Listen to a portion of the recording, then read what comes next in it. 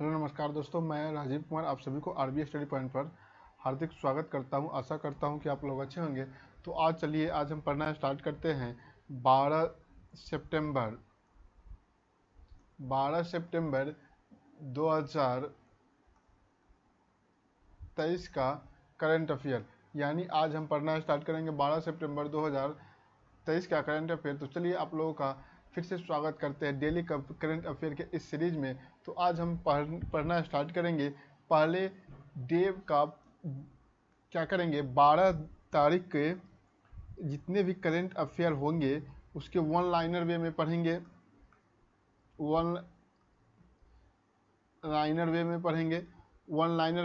उसके बाद इसका हम क्विज लगाएंगे, यानी जो ये जितने भी क्वेश्चन वन लाइनर वे में पढ़ेंगे उसका फिर एक क्विज लगाएंगे, जिससे कि ये आसानी से याद हो जाए। तो चलिए शुरू करते हैं। तो इसमें पहला क्वेश्चन क्या है, जो यूएस ओपन क्या है, यूएस ओपन 2023 में महिला एकल का खिताब किसने जीता है। तो यूएस ओपन 2023 का महिला एकल का खिताब जीता है, किसने जीता है, तो कोको गॉफ जीता है। ठीक है, तो अब इसके बारे में हम यूएस ओपन के बारे में पूरा डिटेल से देखेंगे, जो ये क्या था, कैसे हुआ, क्या जीता है नहीं जीता है, इसके बारे में। ठीक है, तो यूएस ओपन 2023 का महिला एकल का खिताब अमेरिका के 19 वर्षीय, ये मात्र कितने वर्ष की है, 19 वर्षीय 19 साल की टेनिस खिलाड़ी कोको गॉफ ने जीत लिया है। इन्होंने फाइनल में बेलारूस की अरीना साबालेंका को हराया है।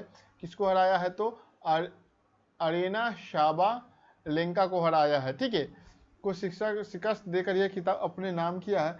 यह गॉफ का पहला ग्रैंड स्लैम टाइटल है, यानी जो अमेरिका की जी 19 वर्षीय जो कोको गॉफ है, ये उनका पहला है, इनका ये पहला ग्रैंड स्लैम टाइटल, यानी इससे पहले वो ग्रैंड स्लैम नहीं जीते हैं, ये फर्स्ट बार जीते हैं।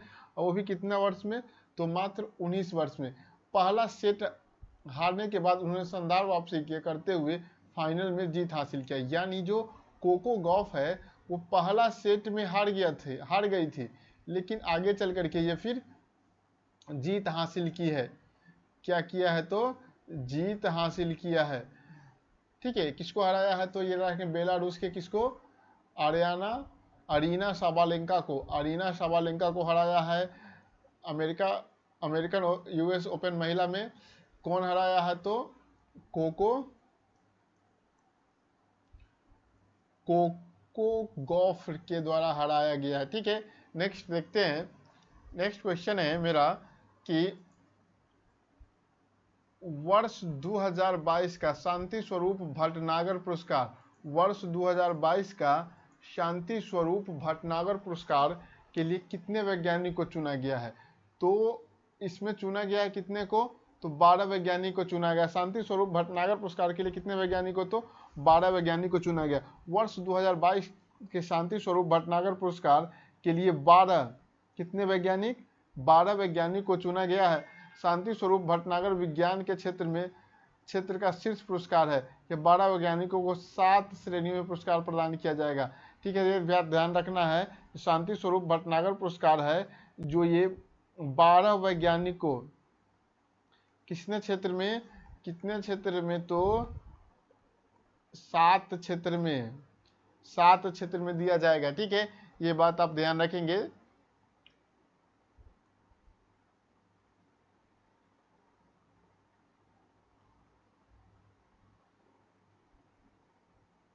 ठीक है, नेक्स्ट देखते हैं।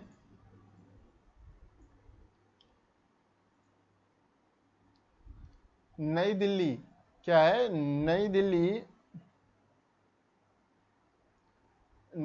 G20 शिखर सम्मेलन के दौरान किस संघ को अस्थायी सदस्य के रूप में शामिल किया गया है, तो अफ्रीकन यूनियन को अस्थायी सदस्य के रूप में इसमें मान्यता दिया गया है। किसके प्रयास से, तो भारत सरकार के प्रयास से। तो अफ्रीकन यूनियन में टोटल कितने देश हैं, तो 55 देश है। इसका स्थापना कब हुआ था, तो वर्ष 1999 में इसका स्थापना किया गया था। ठीक है, तो G20 में कुल 19 देश तथा 2 संस्था शामिल है। एक है यूरोपियन यूनियन, कौन है, तो यूरोपियन यूनियन है, और एक है अफ्रीकी यूनियन है। यूरोपियन यूनियन और अफ्रीकी यूनियन है, 2 है। देश कितना है, तो देश 19 है, और संस्था कितना है, तो 2 है। ठीक है, तो इसको देखते हैं। भारत की अध्यक्षता में नई दिल्ली में आयोजित G20 शिखर सम्मेलन में अफ्रीका यूनियन को नए अस्थायी सदस्य के रूप में शामिल किया गया। इसके साथ ही अब इस ग्रुप में 19 देश और 2 संघ 19 देश है और 2 संघ, यूरोपियन यूनियन है, अफ्रीकन यूनियन है। ठीक है, अफ्रीका संघ के अध्यक्ष कौन है, ये बात आप ध्यान रखेंगे, बहुत ही चर्चा में रहा, इसे पूछे जाने की संभावना है। अजाली ओसामानी कौन है, तो अफ्रीका यूनियन का जो अध्यक्ष है कौन है, अजाली ओसामानी। कौन है, अजाली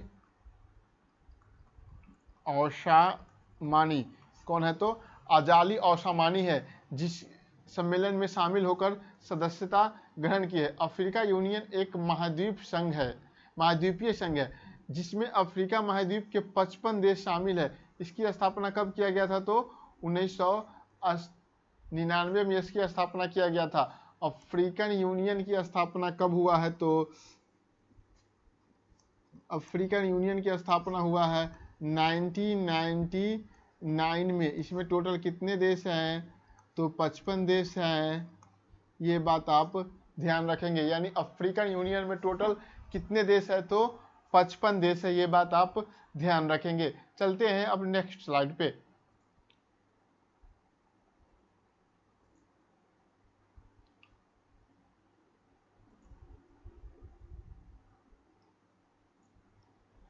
नेक्स्ट है मेरा सैफ अंडर 16 चैंपियनशिप 2023 का खिताब किस टीम ने जीता है, तो सैफ अंडर 16 का खिताब जीता है कौन, तो भारत जीता है। भारत ये फुटबॉल का टीम है, देखिएगा आप इसको आप ध्यान से देखेंगे। भारत की अंडर 1916 फुटबॉल टीम ने सैफ अंडर 16 चैंपियनशिप 2023 के फाइनल में बांग्लादेश को कितने से हराया है, तो 2-0 से हरा करके खिताब अपने नाम कर लिया है। टूर्नामेंट का फाइनल भूटान के थिम्पू में चांग लिमिंगथोंग स्टेडियम में, ये भी बात आप ध्यान रखेंगे। चांग लिमिंगथोंग स्टेडियम में कहाँ पर पड़ता है, ये भूटान की राजधानी थिम्पू में पड़ता है। ठीक है, स्टेडियम में आयोजित किया गया। सेफ अंडर 19 चैंपियनशिप में सर्वश्रेष्ठ गोलकीपर के रूप में भारत के सूरज सिंह, ये भी बात ध्यान रखेंगे। भारत के सैफ जो अंडर 16 जो चैंपियनशिप हुआ है, इसमें भारत के जो सर्वश्रेष्ठ गोलकीपर कौन किसे माना गया, तो सूरज सिंह को सम्मानित किया गया है।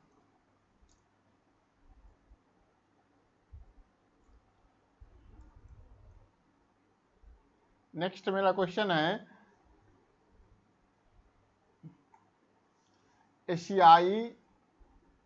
एशियाई तटरक्षक एजेंसियों के प्रमुख की बैठक कहाँ आयोजित की गई है, तो ये कहाँ किया गया है, तो इस्तांबुल में किया गया। देखिएगा, एशियाई तटरक्षक एजेंसियों की प्रमुख बैठक कहाँ आयोजित की गई है, तो ये किया गया है इस्तांबुल में। एशियाई तटरक्षक एजेंसियों की प्रमुख की बैठक आयोजन इस्तांबुल में किया गया। ये इस्तांबुल कहाँ पड़ता है, तुर्की में किया गया है। तुर्की का पुराना नाम क्या था, तुर्की था, जिसे हाल ही में अपना नाम बदल करके क्या कर लिया है, तो तुर्की कर लिया है। इस बैठक में भारतीय तटरक्षक बल के महानिदेशक राकेश पाल, यानी भारतीय तटरक्षक बल के महानिदेशक कौन है, तो राकेश पाल के नेतृत्व में 4 सदस्यीय टीम, कितने सदस्य गया है भारत से, 4 सदस्यीय टीम आईसीजी प्रतिनिधि मंडल में भाग लिया। इसके अंतिम संस्करण का आयोजन वर्ष कहाँ किया, वर्ष 2022 में कहाँ किया गया था, तो नई दिल्ली में किया गया था।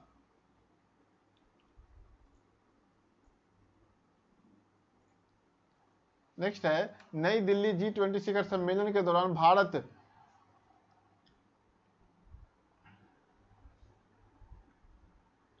क्या है, नई दिल्ली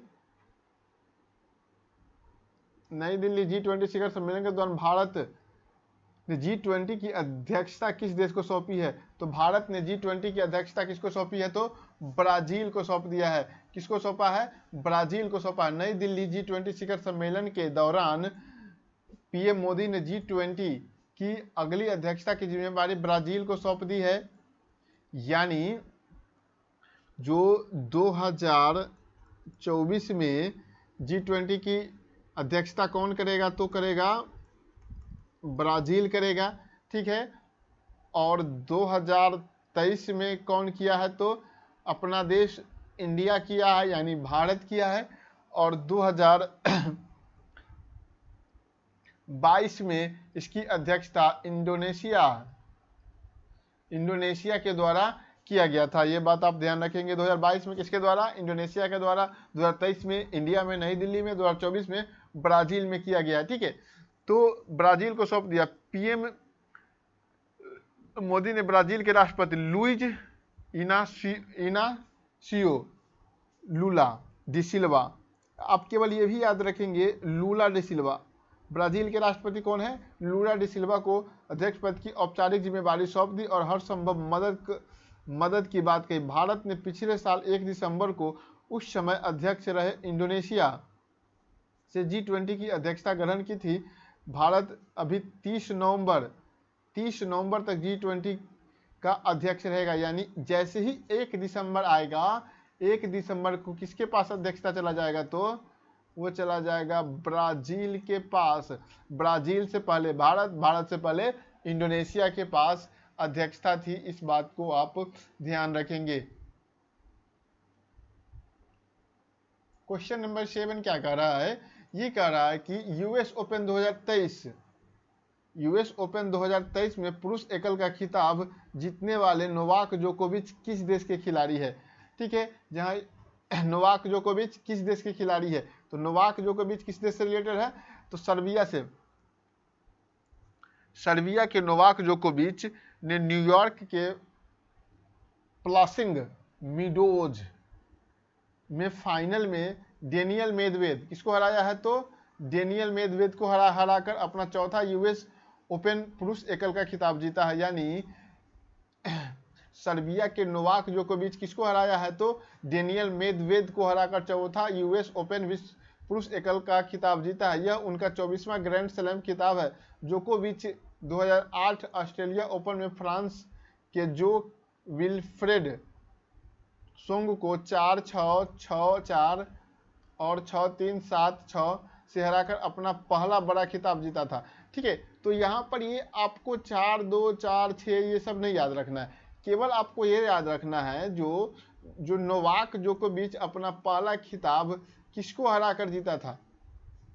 तो अपना पहला खिताब जो हराकर जीता था, किसको हराया था? फ्रांस के विल्फ्रेड सोंगा को हराकर जीता था। ठीक है, वही पुरुष युगल का खिताब राजीव राम, जो ये राजीव राम कहाँ का, ये भी आप ध्यान रखें, यूएसए का है। और जो सैलिस बड़ी यूके का जीता है। ठीक है, तो राजीव राम जो कि यूएस का है और सैलिस बड़ी। तो आपको यहाँ पे एग्जाम में कंफ्यूज नहीं होगा। अगर मान लिया जाए, आपसे ये पूछा जाए जो राजीव राम किस देश से बिलोंग करते हैं, तो ये यूएसए का है। ठीक है, ये बात आप ध्यान रखेंगे।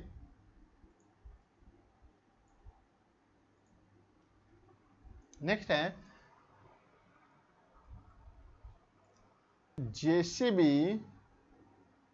जेसीबी साहित्य पुरस्कार 2023 की लिस्ट में कुल कितने लेखक शामिल है? तो इसमें कितने लेखक शामिल है? तो 10 लेखक शामिल है। विजेता को 25 लाख रुपया दिया जाएगा। साहित्य के जेसीबी पुरस्कार 2028 से दिया जाता है। साहित्य के क्षेत्र में जेसीबी पुरस्कार कब से दिया जाता है? तो जेसीबी पुरस्कार 2018 से दिया जाता है। राष्ट्रीय प्रोत्साहन दिवस कब मनाया जाता है? तो राष्ट्रीय प्रोत्साहन दिवस 12 सितंबर को मनाया जाता है। यह लोगों के उत्थान और उनके जीवन की सकारात्मक प्रभाव डालने के लिए प्रोत्साहित करने का दिन है। ठीक है, तो यानी राष्ट्रीय प्रोत्साहन दिवस कब मनाया जाता है? तो 12 सितंबर को मनाया जाता है। तो सितंबर माह में अगर दिवस की चर्चा है तो क्यों ना हमसे 12 सितंबर से पहले जितने भी दिवस मनाए गए हैं, जितने भी दिवस मनाए गए हैं उसके बारे में हम यहाँ देखेंगे। तो 1 से 7 सितंबर को कौन सप्ताह मनाया गया? तो राष्ट्रीय पोषण सप्ताह। 1 से 7 सितंबर कौन सप्ताह? तो राष्ट्रीय पोषण सप्ताह मनाया गया है।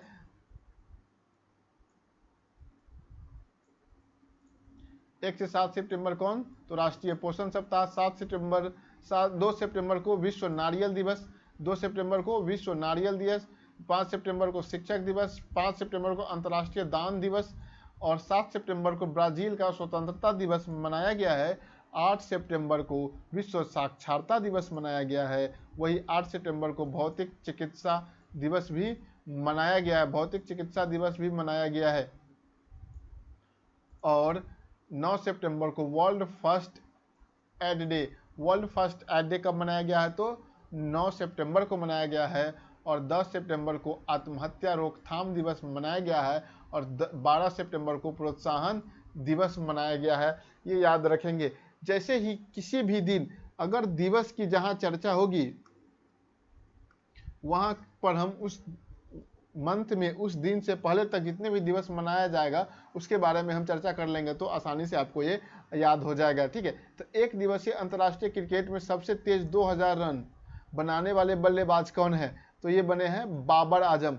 यानी एक दिवसीय अंतर्राष्ट्रीय क्रिकेट में सबसे तेज 2000 रन बनाने का लक्ष्य कौन हासिल प्राप्त किया है? तो ये प्राप्त किया है बाबर आजम। बाबर आजम किस देश के लिए खेलते हैं? तो ये पाकिस्तान के लिए खेलते हैं। बाबर आजम किस देश से खेलते हैं? तो पाकिस्तान से। ये पाकिस्तान क्रिकेट का कैप्टन भी है। पाकिस्तान क्रिकेट का कैप्टन कौन है अभी तो हाल फिलहाल में? तो वो है बाबर आजम। ठीक है, अब देखते हैं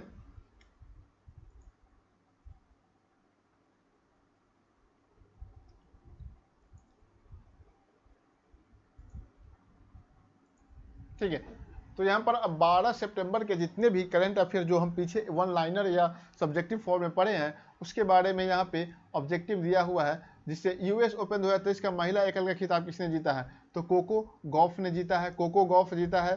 ठीक है, ये कहाँ की है? तो यूएसए की महिला है। कितने वर्ष की उम्र में मात्र जीती है? तो ये मात्र 19 वर्ष की उम्र में ही यह खिताब जीती है। किस देश से बिलोंग करती है? तो ये अमेरिका से बिलोंग करती है। ठीक है, वर्ष 2023 के शांति स्वरूप भटनागर पुरस्कार, शांति स्वरूप भटनागर पुरस्कार के लिए कितने वैज्ञानिकों को चुना गया है? शांति स्वरूप भटनागर पुरस्कार के लिए कुल 12 वैज्ञानिकों को चुना गया है। शांति स्वरूप भटनागर पुरस्कार के लिए कुल 12 वैज्ञानिकों को चुना गया। नई दिल्ली G20 शिखर सम्मेलन के दौरान किस संघ की अस्थायी सदस्यता के रूप में शामिल किया गया है? तो किसको शामिल किया गया है? ये किया गया है अफ्रीकन यूनियन को शामिल किया गया है। अफ्रीकन यूनियन को शामिल किया गया है 21वां सदस्य के रूप में। तो यानी अफ्रीकन यूनियन। तो देखिए, तो G20 में कुल अगर देश पूछे तो देश 19 है और दो संस्था हैं। दो संस्था है, एक है यूरोपियन यूनियन और दूसरा है अफ्रीकन यूनियन। यूरोपियन यूनियन और अफ्रीकन यूनियन।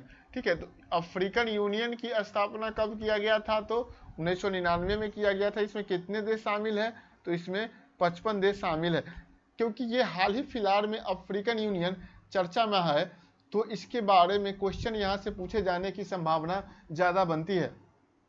ठीक है, नेक्स्ट देखते हैं सैफ क्या है? सैफ अंडर 16 चैंपियनशिप 2023 का खिताब किस टीम ने जीता है? तो ये जीता है भारत जीता है। किसको हरा कर जीता है? तो बांग्लादेश को हरा कर जीता है।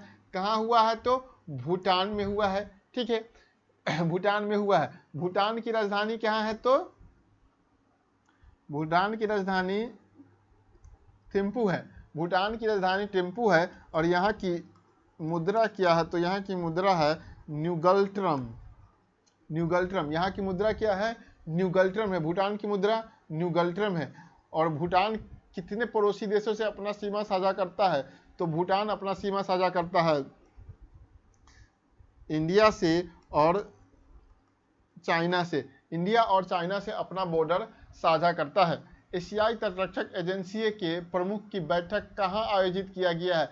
तो ये आयोजित किया गया है, कहाँ पे किया गया है? तो ये इस्तांबुल में किया गया है। इस्तांबुल कहाँ पड़ता है? तो तुर्की में पड़ता है। इस्तांबुल किस देश में पड़ता है? तो तुर्की में पड़ता है। वान झील, वान झील कहाँ है? तो ये भी तुर्की में ही है, जिसकी लंबाई 330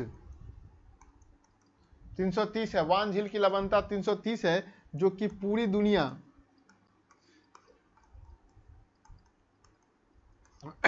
दुनिया की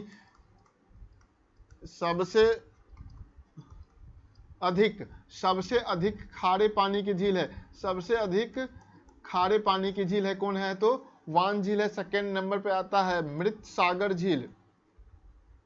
मृत सागर झील जिसकी लंबाई लगभग 238 है। 238 है। ये कहाँ पड़ता है मृत सागर झील? तो ये पड़ता है आपका इजराइल में पड़ता है।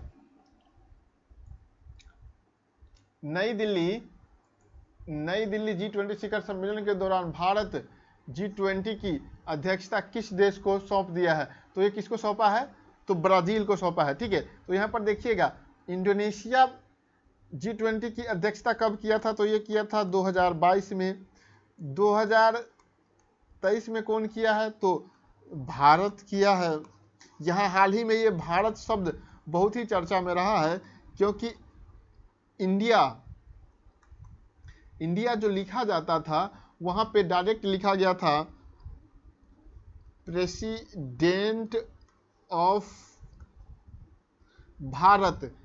ठीक है, यानी यहाँ पे इंडिया का जगह पर इंग्लिश में भी भारत शब्द ही यूज किया गया था। ठीक है, नेक्स्ट है यूएस ओपन 2023 में पुरुष एकल का खिताब जीतने वाले नोवाक जोकोविच किस देश के हैं? तो नोवाक जोकोविच कहाँ के हैं? सर्बिया से बिलोंग करते हैं। कौन? तो नोवाक जोकोविच सर्बिया से बिलोंग करते हैं, जो कि इनका ये 24वां ग्रैंड स्लैम खिताब है। ये भी आप ध्यान रखेंगे। नेक्स्ट है राष्ट्रीय प्रोत्साहन दिवस कब मनाया जाता है? तो राष्ट्रीय प्रोत्साहन दिवस मनाया जाता है 12 सितंबर को मनाया जाता है। कब मनाया जाता है? तो 12 सितंबर को मनाया जाता है राष्ट्रीय प्रोत्साहन दिवस। एक दिवसीय अंतर्राष्ट्रीय क्रिकेट में सबसे तेज 2000 रन बनाने वाले बल्लेबाज कौन बने हैं? तो वो बने हैं बाबर आजम बने हैं। बाबर आजम किस देश से बिलोंग करते हैं? तो ये पाकिस्तान से बिलोंग करते हैं, और पाकिस्तान क्रिकेट टीम का कैप्टन भी है। पाकिस्तान क्रिकेट टीम का भी कैप्टन भी है। कौन है अभी हाल में? तो बाबर आजम है। ठीक है, तो ये आज का रहा मेरा करंट अफेयर। आज का करंट अफेयर रहा 12 सितंबर का।